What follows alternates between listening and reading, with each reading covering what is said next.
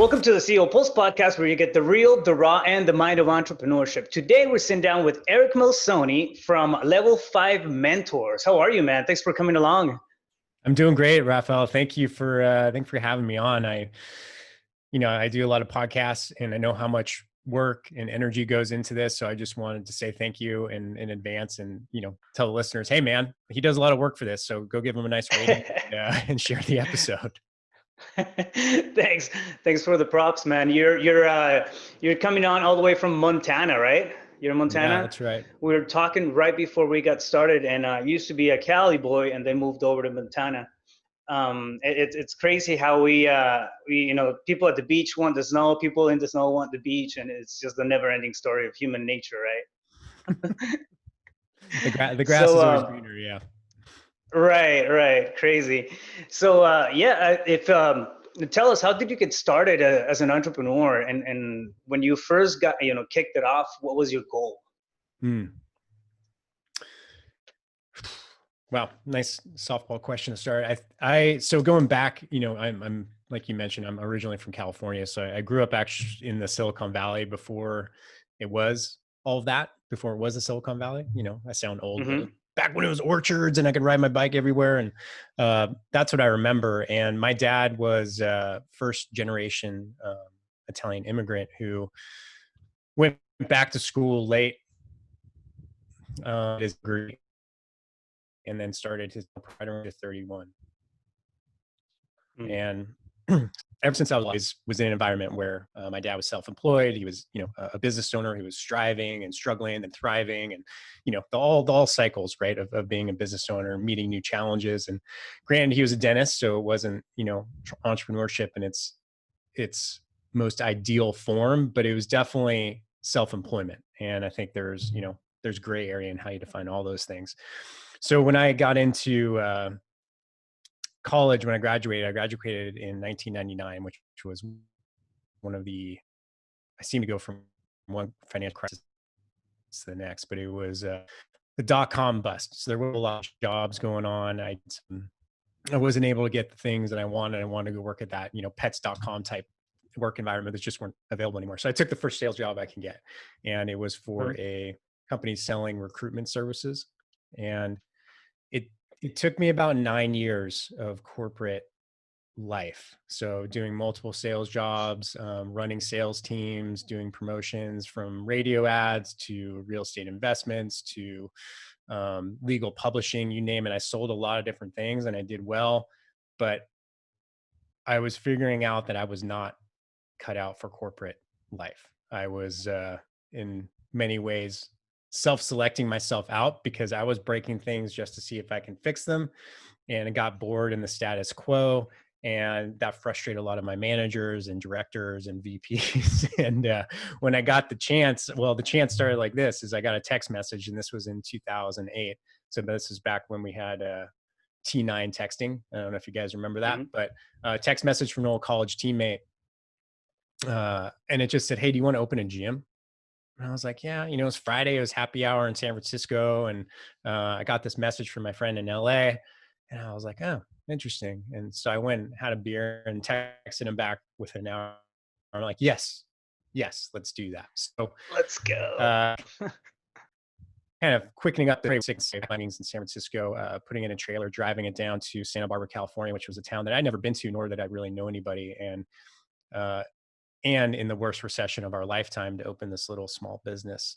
And it was a little touch and go for a while. I'm going to admit it. It was a little touch and go. No one really knew what it was. It was CrossFit Pacific Coast was the name of the gym. It's still there today.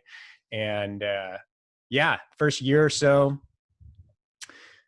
no social media, no ads, no budget. We were, really on a really, really tight budget because we were self-financing everything, and walked around to all the different stores and shops and businesses and just let them know what we did, inviting people in for a free couple weeks. And as the economy started to turn and we finally started to get some traction, people started coming, the phone started ringing, our community started building. And then we saw a lot of great growth for about 5 or 6 or 7 years. And then I invested in another gym, and things went well. And, I'll get into the rest of the story after that, because I did sell those businesses in 2017. But to answer your original question, my drive which is really no different than what it is today, is I would consider myself a lifestyle entrepreneur.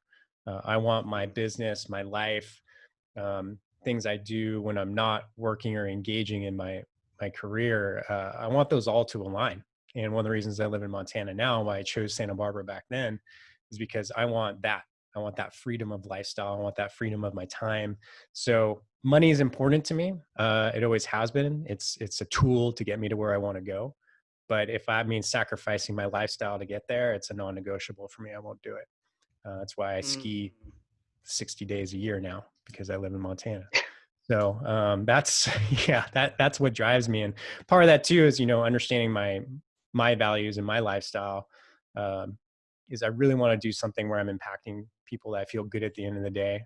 It's not just Mhm. transactional, that I actually have something to show for it, whether it be changes in someone's life or mentoring or their business or whatever it is. I got to feel like I'm accomplishing something. It's pretty interesting how that the sense of purpose just kind of creeps up on you after a while when you start doing your thing, when you start finding out, the possibilities out there. And I like to call it owning my options. I mean, it's the same reason why I jumped into entrepreneurship, or why I stayed in as an entrepreneur, and taking the risk, the risk for myself on business, and betting on me, for a lot of that stuff. But it does come down to having the ability to own my options. So once that's kind of covered, um, what happened to me was, I mean, there was another need, right? So I think we level up to another stage in our lives where you start to crave, not just for yourself but for everybody else around you, improvement. You start to, wanting to provide it, one way or another, whichever vehicle you have at your disposal, and start putting that out there. It's What do you think about the corporate experience that you have? Do you think it played a big role in the type of business owner and entrepreneur that you are right now? Yeah, absolutely. I mean, it was, 10 years of my life. And I think that I learned a lot from that time. There's a lot of things within sales systems and sales structures, how to work on a team, how to run a team, how to motivate people. All that really came into play when it came to being a small business owner and now growing a more digital business. Is um, understand it also gave me the financial platform to move into the next stage of my life, moving into taking that risk. I had, enough backing of my own from, doing fairly well in the corporate game to move on to the next thing. So I'm extremely grateful for it. I wouldn't change anything I did during that time. And I had a blast, man. I mean, making good money in your 20s in San Francisco, it was great. I can't I can't complain Can't about any of that. It was a complain. good time. Nice. So you mentioned that you sold your original business. When did you start that business? What year did you kick it off? You said it was Yeah, during the recession, so I'm assuming 2007, 2000, somewhere in there. the business formed in '08. We opened doors in '09. So Okay.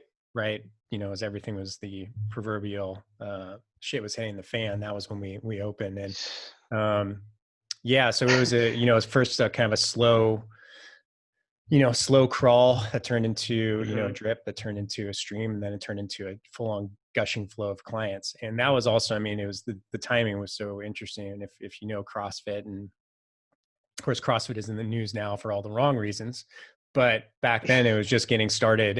And Yeah. that once it started to get popular and the word started getting out and the media started getting a hold of it, it was just a good time to be in that business. So we got to ride a nice little wave there too. It's funny, man. I think we have a pretty similar trajectory in regards to time. I started my first business, which was a non-emergency medical transportation business, in Hmm. 2007. So I mean, I worked for free for months trying to get it off the ground, and eventually, we ended up getting contracts. But it does take. I mean, it is a stop and go type of scenario for at least, when you're bootstrapping it, for 6 months. I know it was at least like that for me, where, I mean, everything's sketchy. You don't, like, it doesn't feel like it's gonna go anywhere, and treading water, type of deal. And I ended up selling that business in 2014. Yeah. But Yeah, it's pretty interesting how the whole thing just kind of evolves from just the tenacity of wanting to get stuff done at the beginning. So under level five, what problem are you guys solving? What are you guys doing there? Yeah, so it's an interesting story, and I can't. I think it's evolving as we evolve with our clients. Hmm. Level five mentors, to the backstory. I guess I gotta kind of continue where I left off to give the background on where this is. But so as the gym was doing well, in 2016, my wife and I had what I referred to as like a cage rattling event. The entire year was really rough personally, from the passing of her father, the suicide of one of my good friends, to a loss of a pregnancy late in term, and then finally our dog dying at the end of the year. And of all these things that happened, I found that my values became, they changed. My chemistry was different. The things that made me happy and satisfied before were no longer there. And it also gave me this incredible sense of urgency where, I just understanding that life, we're all going to die and it could happen any day. And, everyone always talks about these plans that they have, someday, right? Well, someday I'll do this. Someday I'll live in a mountain town, right? My wife's Brazilian. She said, someday I'll learn how to ski, right? All Yeah. of these some days, and then those days go by, and then the someday maybe never comes because you didn't have the urgency to pass, to get it done, right? And to me, if I can help people go from someday to today, then that helps Mm. me a lot, and that makes me happy, and then it makes them happy as well. So when I made that decision, I came home one night and I told my wife, hey, we always talk about living in that mountain town. I'm ready to sell the gym. Are you still on board with that? And she said, first of all, do not F with me. Are you serious? I was like, yeah, I am. She's like, well, why don't we go live in a bunch of mountain towns? Right. I'm like, that's awesome. I love you. Yes, let's do that. Right. So the story goes on. I was able to sell the gym. There's a lot of steps to selling a business, as people probably know. Successfully exited for that. And then we started moving around. So for about 2.5 years, we were nomadics. We lived in a bunch of different towns all over Western North America, from British Columbia to Oregon to Washington to Montana, Mm. obviously, and Vancouver Island, and all these cool areas. And we got to experience a lot of different things and see different towns and understand their culture. And along that journey, I was in Golden, British Columbia for a summer, and the person who bought my gym texted me. She's like, "Hey, you got to meet my business coach. He lives up in Golden." And I was like, "Wow, that's random, right?" So yeah, I'm like, "Sure, I'll go meet this Ken guy." And then within 10 minutes, before I even got a chance to reach out to him, I got a text message like, "Hey, I hear you're in Golden. Why don't you come by my house?" And I'm like, sure, why not? I think my wife was traveling, so it was just me up in this tiny little mountain town. So I drove out, went to his mountain home. We connected. We had quite a bit of bourbon, drove some four wheelers, and we really connected. We understood that our values were aligned. We had some similar experiences. And Ken Andruko is his name, is now my business partner at Level 5 Mentors. And, he asked me what I want. He's like, hey, what do you want? And I explained to him, I want this type of life and I want to do this type of work. And he's like, well, let's do that. And I'm like, yeah. I'm like, cool. And let's do it. And that was really it. Right. I found someone who is, a successful business person. He'd scaled multiple companies to 8 figures and more. Our values aligned, and he wanted to build a $20 million mentoring company. And I said, that sounds like a lot of fun to me. I want to do that too. And that was it. And the impetus was there. The intention was there. We are growing faster than we thought we may Hmm. have originally, because we're less than 2 years old. We're on track to potentially hit 7 figures this year. And it's been great, man. I mean, but I can't say our intention was simply, we want to impact people who make an impact, right? If that makes sense. To multiply our impact by helping key people in key positions. And that's it. It's really not that complicated. It gets complicated as you dive into each particular situation, each founder, each executive, or the people that we work with, who generally tend to be leaders, founders and entrepreneurs and Hmm. executives. And that's our mission, man, is we just want to help entrepreneurs and founders achieve the highest levels of freedom. And we kind of break it into 5 different categories, from your health to your relationships to your money to your time. Um, location, you name it. That's what we want people to achieve, because to us, that's what our values are. Um, Mm. and people really seem to resonate with that, because I think it's pretty core to who we are as people. It's that's amazing, man. That you're sticking to not just the the dream of creating something and having that freedom at a personal level, but also pushing it to the next level, even maybe higher than that, and then putting the, the same out there for other people. As most entrepreneurs are at least the ones that I've seen progress and take leaps and bounds in terms of making stuff happen. They're pretty open to speaking with people who have been there, who've seen a completely different perspective. That's something that a lot of us don't come into the field with. It just kind of starts evolving and by itself, and opening up we start opening up our mindsets because of the challenges that we come across, right? But if you Yeah. can tap into somebody else's experience, and see how they've gotten over the stuff that they've been through, how they've cut the learning curve in certain areas. That's always a huge value to anybody who's kicking it off in any area. I think more particularly as a business owner, as a leader, you have to be reminded to get back on center, to get back into the space where you can perform better. I've been guilty of going too far into the deep end sometimes, into the taskiness, and totally forgetting about my mindset, my well-being, physically, not eating right, and then getting stressed the heck out because of stuff that I can't control. And having a place where you can just balance all that stuff, or at least come to a conversation and all be on the same level, upholding the same values. That's huge. There's no way that doesn't work, Yeah. anywhere you put it. So that's amazing. What do you think so far? And because right now, your partner, or have some type of vested interest in six companies. You're doing coaching. You've gone through the build up and sale of a successful business. What do you think so far have been the key elements for your accomplishments, your success as an entrepreneur? Um, I my goals are so big that they are humbling to me, and I really don't have much of an ego around. I don't think I've accomplished anything of note. And I know that sounds really harshly self-critical, but it's because I see where I want to go and the things I want to achieve in my lifetime. And I have a 50-year plan, right? For when I want Mm, to get there. I'm 43 now. I think I'm going to live to 125. That's just the plan I'm going to stick to. sounds legit. And it's totally doable now. Right.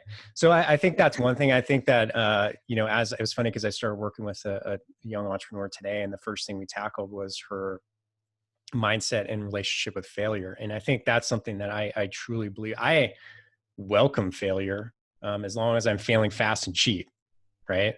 And so Failing I'm forward. constantly, Yeah. yeah, you look at like, Ken and I in our level 5 mentors, is how many times we've tried things and failed over the last year and a half. It's hysterical. Really. It's pretty funny if you look at it, because we just like, what would we have done if we were coaching ourselves? I wouldn't have done that for sure. But, we fall into the same pit holes that, that everyone else does. So I think, I try not to bring my ego with me, and always have I guess an approach of mastery to what I do. Um, Hmm. which means there's no ego. You're always working on the process. It's always evolving. You never get there. You're just constantly working at it. So that helps me. And then my relationship with failure, I think, is a big one. And I'm also really truly love human relationships. Just like you, I was talking about how I admire you doing a podcast, because I've got 3 now that I've done, right? I've done almost 600 interviews over the last 2.5 years between my 3 podcasts. And to me, I have never made a dime directly from my show. I've never had a sponsor. Well, now I have a sponsor on my new one, but um, I've never sold affiliate goods. I've never done any of that. I just truly love to hear people's stories, and I love to get to know them. I like to figure out how I can help them. And my goal, I think you had someone who talked about the Go Giver way on one of your previous shows. I live and breathe Right. that methodology, man. I live and breathe it. My goal every day is to create more value than I take in return. And that just makes everything simple, right? It's just simple. That's my approach to every day. People ask me, well, what do you do for sales? I'm like, I don't do anything for sales. I just try to help people more, and it tends to come back. So I think You simplicity. mean Go ahead. you mean to tell me that contributing and being genuine actually pays you back? Yeah. I know, mind explosion, Mind right? blown. Mind blown. Yeah, no, absolutely, man. It's funny how how it happened for me was through the beginning. I mean, everything was grind, and Mm, breaking through walls with my forehead, and really, I was in a space where a dollar in was, I'm sorry, an hour in was an hour out, meaning I couldn't I was limited to what my output was, um, and then I took on that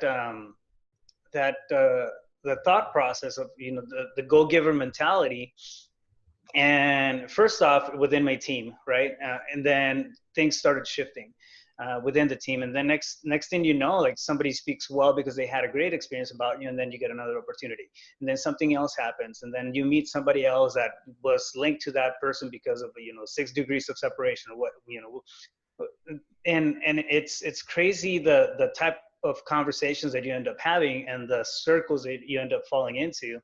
um, Connections, and that's that sort of thing they go a long way, but at the end of the day, you still have to be genuine. You still have to put yourself out there, and I think what creates that sense of originality is it's upholding our values whenever uh, shit hits the fan, for lack of a better term. yeah. Staying Yeah. true to that is gonna take you through the hard times, I think.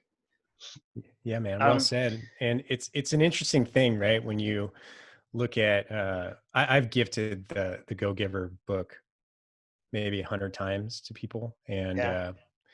I had the pleasure of having the author Bob Berg on my show, and interviewed him, and have a relationship where I can just Wow. call Bob Berg. So to me, that's very special, right? Um, Which one of the podcasts was that Future on? of Fitness, so people can check out. It's futureoffitness.co. And the Futurefitness.co. yeah, you got it. And it's interesting to me is when you adopt the Go Giver way, it's kind of a leap of faith, right? You have to have some belief that this, hey, if I really do, because everyone's always like, well, when do I ask for the sale? When do I do this? But if you're doing it right, and it does take faith, because there's a period of time when you just may not see that value coming back, at least in a monetary form, right? So it Mhm. takes a little bit of faith, but it really does. I can stand, work I did a year ago, or a call I took with someone to help them out, or a connection I made, or something like that. It seems to come back on a weekly, if not daily basis, in a really cool way. And I can't explain it. I'm not one to say, I'm not woo woo. I'm going to say it's the universe and all that, but I just think it's human nature. I think there's that law of reciprocity that people subconsciously have. And if you help them, and they always remember it, and then they're going to turn it back at some point. So it's just a cool way to live, I think. I don't know.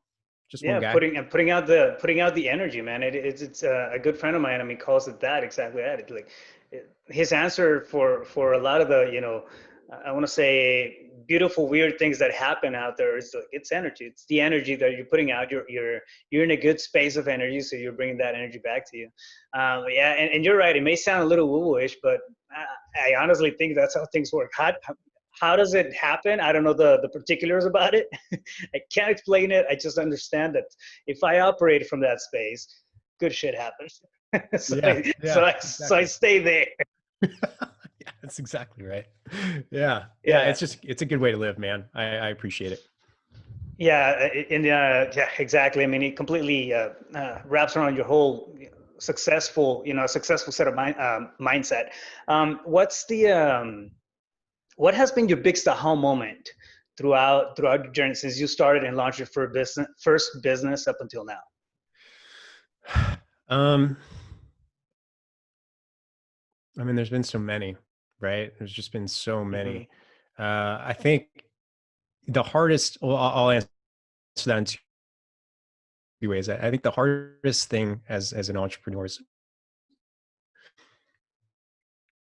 to be unrelatable to people who are not entrepreneurs, right? So my wife, I'll explain her at the end of the day what I did today, right? And she'll be like, yeah, I still don't really understand what you do, honey, every day, right? I'm like, well, I do this.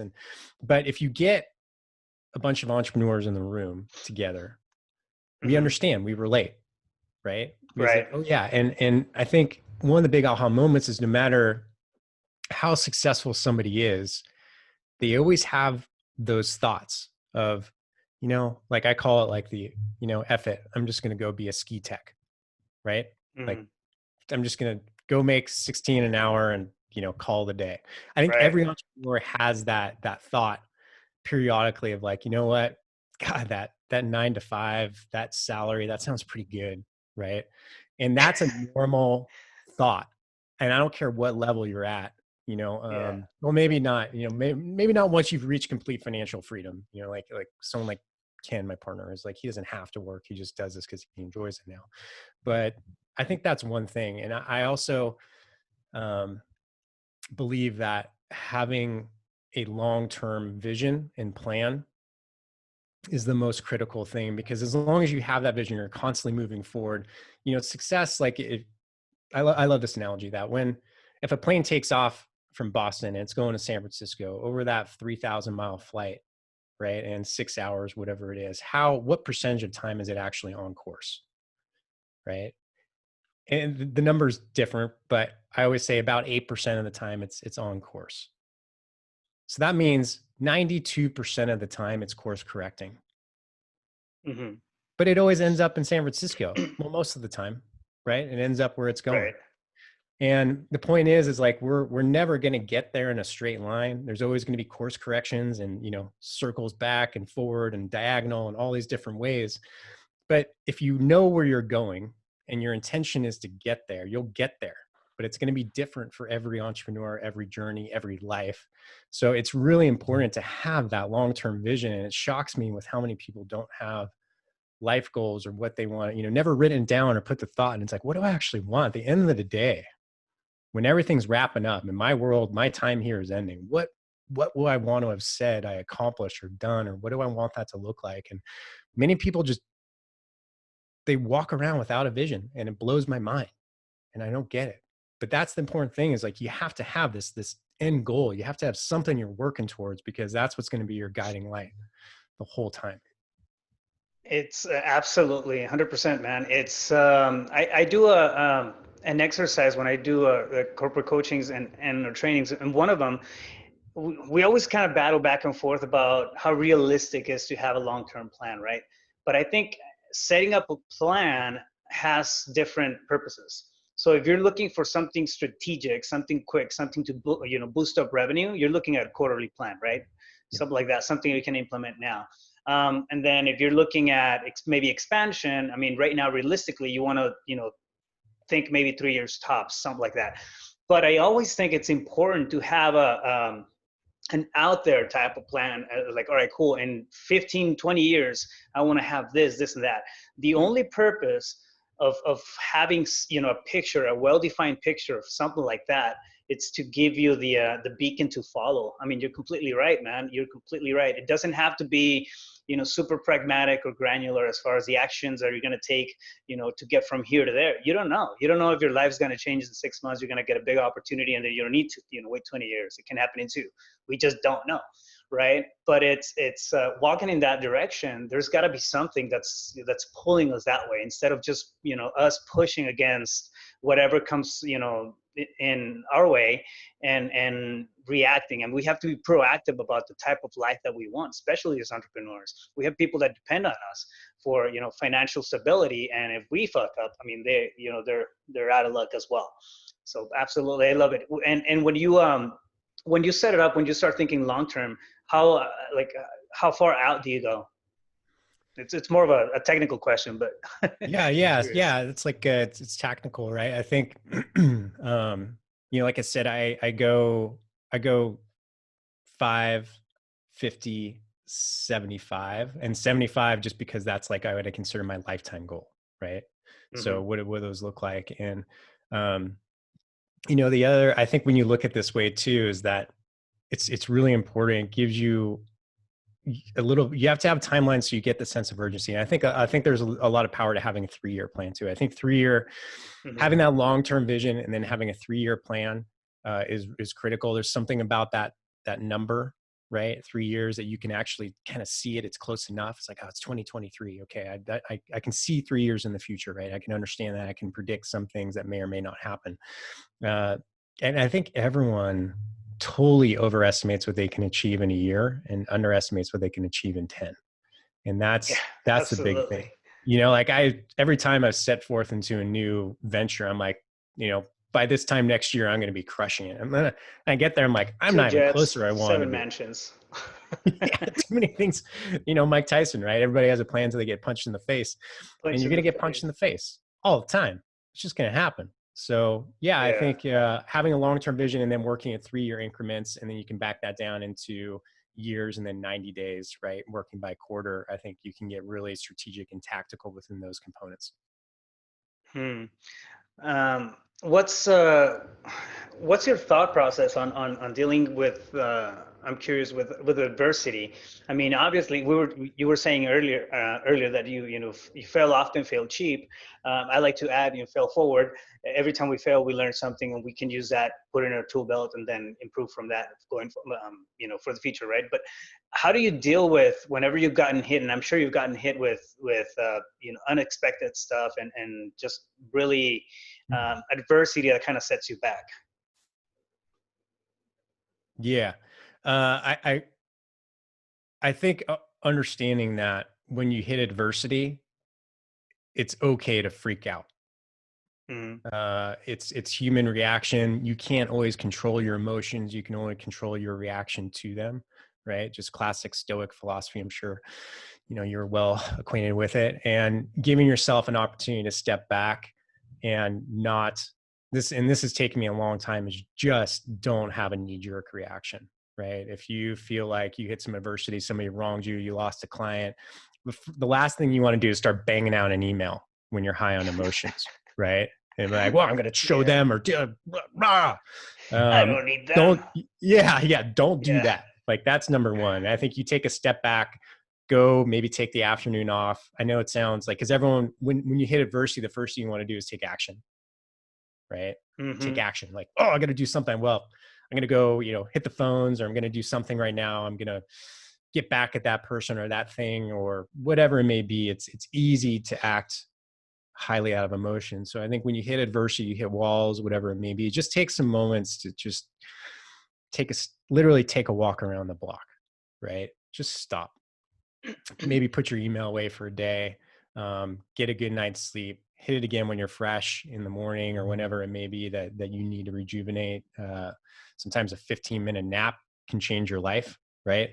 But Yeah. take time and then start to think it out, right? Okay, well, what am I going to do here? Where are the opportunities? Because every time, and right now, because what's today's June 18th, 2020, June 19th. Right. This year has been nuts, man. Right? I mean, can we all agree on that? Yeah. Like, this has been unusual AF. Like, we've hit so many things, and I'm in the fitness, and I'm still deeply in the fitness industry. I work with a lot of founders, a lot of tech companies, and franchise companies, and all of that within the fitness industry. And fitness industry has been turned upside down, had all the change shaken out of its pockets, and then I think CrossFit, which is the world I came from, all of a sudden the CEO is spouting off stuff. People are disaffiliating. That world's crumbling. And then you have, the all of the stuff of, social justice movements, all these things. It's just a crazy time. And there's so much emotion bundled up right now that I think it's really important. People need to just take a step back and breathe and realize what's going on.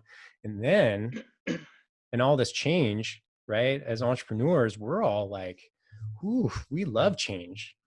We Yeah. love change, right? As consumers needs change. We have a new platform to adapt to, and we have, it's opportunities. So anytime there's change or adversity, I think it's always an opportunity to step back and don't look at it as, okay, well, this is really going to set me back. It's like, actually, I could probably, if I look at this strategically, I could probably take 3 steps forward, right? Yeah. Where's the opportunity in this?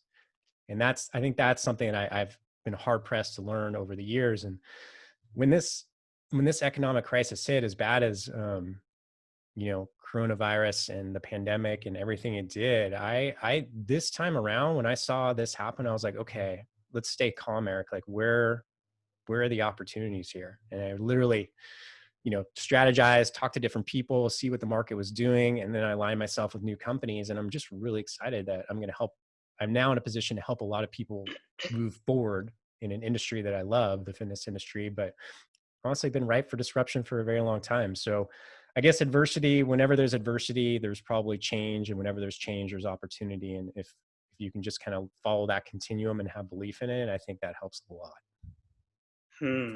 I love it. You're saying something about, and you said it a couple of times there.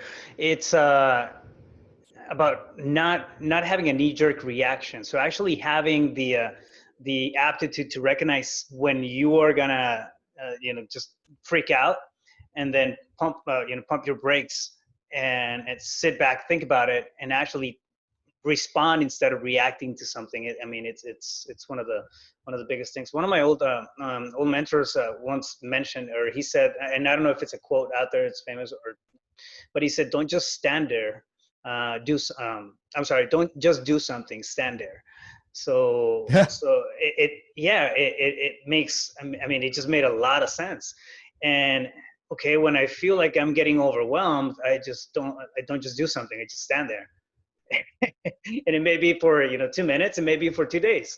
For me, going back to a space where I can reset, it's picking up a book, or just trying to shift my thought, my line of thought into something else.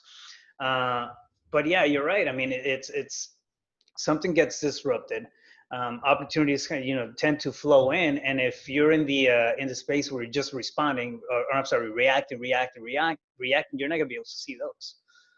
It's crucial to understand that type of stuff, especially if you're a company that wants to pursue growth, or innovation, or any of that stuff. You just have to get a grip on yourself as the CEO, or the entrepreneur in the picture, and take steps from that. So, I mean, it sounds like you've done a lot of mindset work and personal growth type of stuff, which is, I mean, it goes hand in hand with business development and achieving those levels of freedom. What are your at this point, what are some of your daily, like, non-negotiables, or stuff that you abide by on a personal level to keep your life sane? Yeah. One, I think we've talked about, I've touched on it, but having intention in your day is really critical. So I'm a little odd, I guess. I wake up, not always at the same time, but generally between 6 and 7 this morning. I just kind of woke up a little bit earlier. I take an ice cold shower every morning. It's the first thing I do, and I'm. Most people tell me I'm very calm, right? I'm actually quite an anxious person. And it's just not outside, it's inside. And I found if I do this routine, I do a little bit of Wim Hof breathing. I do my cold water showers, boom, it just gets me ready for the day. Right. And it's also like, hey, no one wants to step into a nice cold shower first thing in the morning. But if I do that, I'm like, well, I already won one thing for the day. I've taken over my conscious fears of things I don't want to do for that day. And I'm ready to go. And then I do a little bit of, like, just 5 minutes of reading, generally, some kind of Stoic philosophy or something that I'm really into at the time. And I plan out my day. I drink my coffee. I really get detailed, look what I have for the day, and I get to work, man. And I'm very, like I said, I'm very lifestyle driven. So I'm very protective of my time. I have a hard stop almost every day around 2 p.m. And so I work from 7 to 2. And I find that if I limit that time that I work, that I only do the most important things. I don't dilly dally, right? I'm not one of those hustle and grind guys. If that's what you're looking for, I'm not your dude. But I will be effective and I will get work done. I'm more into efficacy over efficiency, and that's a whole nother conversation. But I want to make sure that what I'm doing in a given day is moving me in the right direction. And then that's it. And then afterwards, I make sure that I do something that I'm celebrating my freedom. So I get my workout, I go for a bike ride, I go skiing, I do something like that, because to me, that is like, if you're an entrepreneur, you're probably in it because you want to live a different lifestyle than most people. You want to do something that's unique. And if you're not taking the time to actually enjoy the freedom that you're engaged in, then what's the point, right? So Right. that's how I structure most of my days. And then on Friday and Saturday, man, I'm out. I don't work. I completely shut down. I try not to touch my email. I try not to do anything, because I think that's really important too, is just getting some. There's just too many things, man, between email and text message and WhatsApp and Slack, and oof, it's just too much for me. Facebook Messenger, it's like, it's just all this input all the time. I need to shut it down. You know what I mean? It's just too much now. Man, that's amazing, and I know that's one area that I need to improve on. I'm pretty surprised, man. You put a hard stop at 2 p.m. and then create all that, productivity within between 7 and 2. I mean, that's the ideal life. Really, and I like the phrase that you used about celebrating your life somehow, some way, going out and then just being. Um, I mean, it sounds like you're connected to your within pretty good. So I'm on a more pragmatic sense. How do you stay? I mean, because you're saying you tackle the top priorities. How do you stay productive within that time period? I mean, I have the shiny object effect. I mean, I look at something that seems cool. It's like, all right, it doesn't matter if I'm like knee deep into something. I mean, I'll get distracted, and I have to just keep coming back to my stuff. So it's hard for me to be focused and stay focused. How do you do that during that 7 to 2 p.m. Time Yeah, slot? so we work off of kind of a pretty classic entrepreneurial time system. So it goes into, you divide, starting from like a 7-day schedule, a typical week, which we actually don't have to abide to if we don't want to, but it's just easy. 2 days of being completely free days, 2 days of buffer days, and 3 days of really focused days. So, generally on a Tuesday through Thursday, I do everything transactional. So I meet with my clients, try to record my content and my podcasts, and just do anything that's salesy or transactional, everything that's the core of the business, right? Bookending those days is what we call buffer days, and Monday is generally my day of strategy, where I try not to book any meetings. I'll look at what I'm doing. Maybe I'll develop some content. I'll kind of get a plan for the week. I'll look at like, hey, if I move some things around at a high level from strategically, like who do we want to align ourselves with? What conversations can I have that would be, 10x more productive than, um, some other conversation that may not be. That's how I buffer. And then I really make sure I honor my free days, because those are critical in rejuvenating if you know that you only have, if you put constraints on your time, you put constraints on how you use it, and you stick to those constraints. Like, I know, hey, I pretend I have a flight to catch at 2 p.m.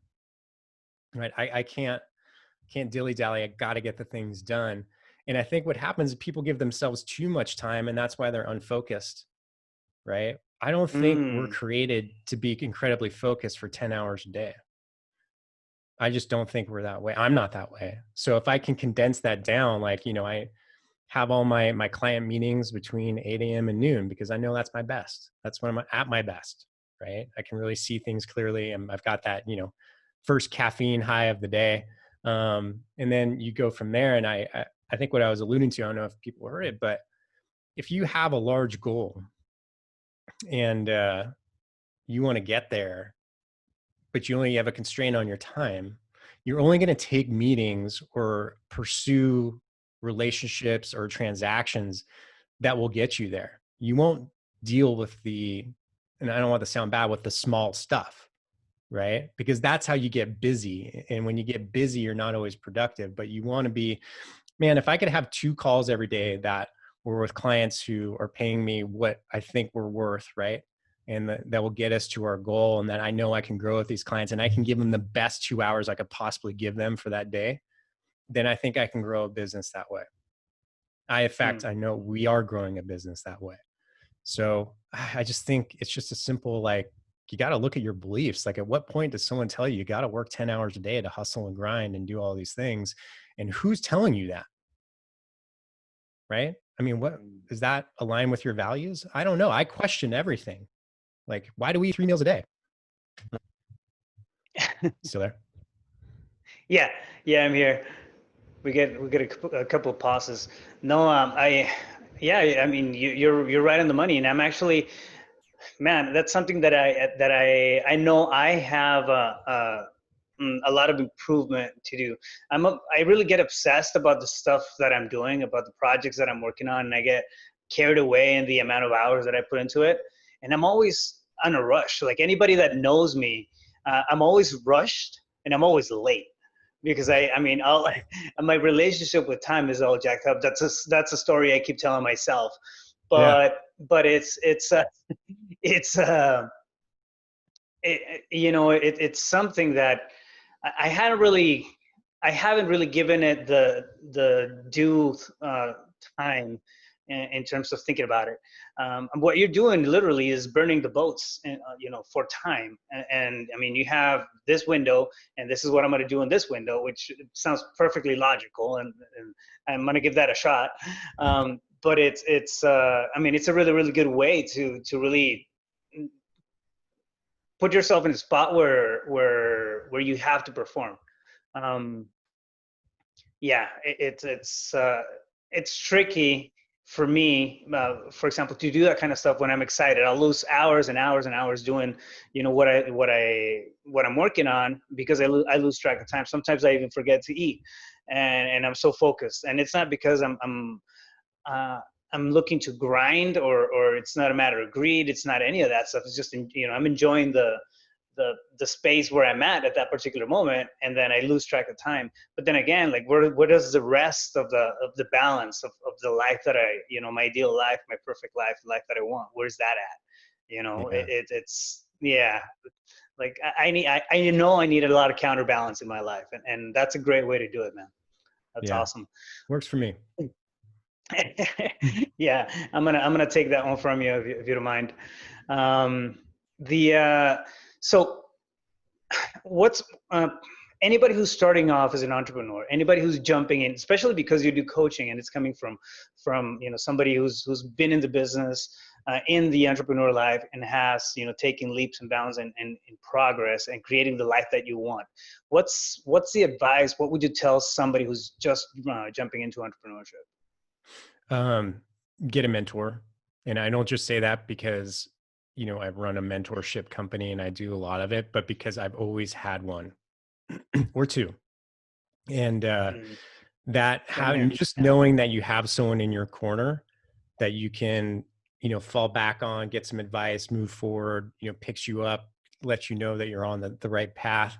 It's so incredibly powerful and build your confidence to move forward. So I think number one is get a mentor, and you don't have to, honestly, you don't have to pay for a mentor. And people pay us, but there's a lot of people out there in your life that would probably mentor you for free. And I think that's really cool. And a lot of mentors are found through podcasts or books or whatever. There's a lot of people out there who you can gain knowledge from that you may never meet ever. Probably won't meet. A lot of them are dead. So I think getting a mentor in some way or multiple mentors is really critical. And then, yeah, I think the ultimate thing is really knowing what your long-term vision is and staying true to it and being open to that it may change. Those are the big things. And then everything after that, man, is just one foot in front of the other, right? Like, Right. don't, that's it. It's not that complicated. It's just, I always look at it this way. Like, you have a big, what I call big scary decisions. Is I go through a continuum of questions. Like, if you're thinking about maybe starting that business, or taking that leap out of the corporate world, or whatever it may be, going nomadic, you first will ask yourself, well, what's the worst possible thing that can happen? Okay, now we boil it down to the worst case scenario. Usually it's not that bad. For us, my wife and I, it's like, well, we'll live in the van, right? We have a converted van. Cool. It's actually not that bad, really. It's kind of cool. So that eliminates a lot of fear, right? And then you get into, well, if I was coaching myself, what would I tell myself to do? Right. And this kind of makes it objective. Right. And this, I change this all the time, but it makes it objective and you're able to look at things critically. And then lastly, like, what is the tiniest first step I need to take to get there? And then you take it. When I was looking to sell my first business, I was like, well, what's the tiniest first step I need to do to sell this? I never sold a business. I didn't know what I was doing, man. I was like, well, I guess I just create a list of people who would buy it. Right. And now when I did that, and the next day I'm like, well, what do I need after that? Well, I should probably talk to someone who sold a business. So I had that conversation, and then like, well, what do you need after that? Well, I need an NDA. So I made an NDA. Right. And then when I do, I go invite some people out to coffee and see if they want to buy my business. Right. And then you just start working through, I got to get an attorney. I got to do this. I got to come up with a price. So it's like, next thing you know, it's sold. But if I didn't take that time to write a list of people who may buy, because I thought that was the tiniest first step, then you don't get it done. So get a mentor, have a vision, one foot in front of the other. And I think that's more enough to get started. I love it, man. I like the take the tiniest first step. It's the first time I ever hear it like that. So, all right, I'm gonna switch it up a little bit. That's advice for entrepreneurs coming in. Now, if you were walking down the street and you ran into your 17-year-old self, what would you tell that kid? Save more money. Save more money. Yeah. I made a good amount of money, that one. in my early 20s, and I didn't save any of it. I was terribly irresponsible. I didn't know what investment was. If I had started saving in my 20s, I would be in a very, I would be completely probably financially independent by now. I wouldn't have to do anything. So I think that's one thing is I would have told myself, hey, take your dad's advice, Eric, and start saving 10% of everything you make. Like, for real. Then that would be different. So yeah, be good with your money, because if you're good with your money treats you well, I'll eventually get to a point where all you have to do is just manage your money, and then you can do whatever you want, right? Financially, you have that freedom to do the creative pursuits, to make a bigger impact, to do all that. There's nothing wrong with making money. Zero. I don't know why people get that in their head. Money is a tool, and it just depends on how you use it. Right. It's a magnification of what you are. If you're a great person, you're going to do great things. And it's just reach at the end of the day, right? So, yep. Awesome, man. Well, you've dropped a lot of good stuff in the conversation here. I appreciate you coming on, man, especially, taking the time from your busy, 7 to 2 p.m. I didn't know that 7 to 2 p.m. cutoff for the hard stops, and great lessons to be learned, man. Definitely. So if somebody wants to get a hold of you guys, maybe, I don't know, ask you guys about your consulting, or I'm sorry, your coaching, where would they go? What's the best way to get a hold of you? Yeah. Thanks for asking. It's Level 5 Mentors. So LEVEL. The number 5 mentors.com is probably the best place. I think our website's getting redone right now. Yeah. And you can find me all over social media. There's not too many Eric Malzone. So you can find me on LinkedIn and Facebook. Also, the podcast I've probably done the most influential stuff is on the future of fitness. So futureoffitness.co. Just launching another one this month called the Black Diamond Podcast, where I get to interview entrepreneurs and founders from all over. And that's really exciting. So yeah, and it looks like I'll be having Rafael Cortez on my show. So that's kind of cool. Let's do it, brother. Yeah. Awesome. Let's do it. Awesome, man. Well, once again, thank you so much for hopping on. I appreciate the time, and man, you're rocking it. You're killing it, and then you're doing great stuff for people who need it out there. So praise for that, man. Thank you so much. It's a wrap.